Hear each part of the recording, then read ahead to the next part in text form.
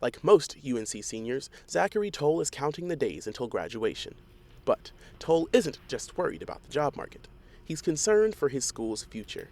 Oh, I'm absolutely worried. I mean, even as a senior, I want to see the system grow. I want to see the school continue to be one of the top schools in the nation. One thing Toll says could affect that is another round of budget cuts. If we keep cutting, budget without raising tuition or getting the money elsewhere, I think we're going to have a real hard time keeping up with the private schools that can afford to raise tuition. So, is it time for students to pay more?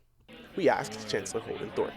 And I've reached the conclusion that we can't have another year of no raises and budget cuts.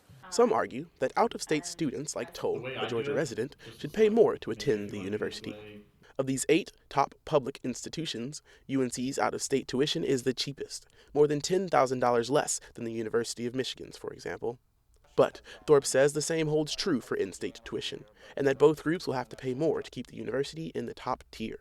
This place is important, and it's important to all of you, and that's the case that we'll be making through the tuition process and into the legislative session, much more forcefully than we have the last 3 years. Many agree that the only way to keep classrooms like Carroll 111 full of eager students is to raise tuition. They say the school should be willing to uphold this tradition no matter the cost. Now we've got to fight to protect what we've got here, which is a very important thing. And if they're not willing to pay for that, even if they can afford it, well, I think that's a shame.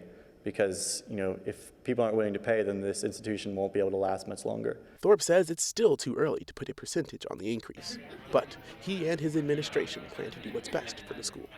In Chapel Hill, I'm Patrick Wright, Carolina Week.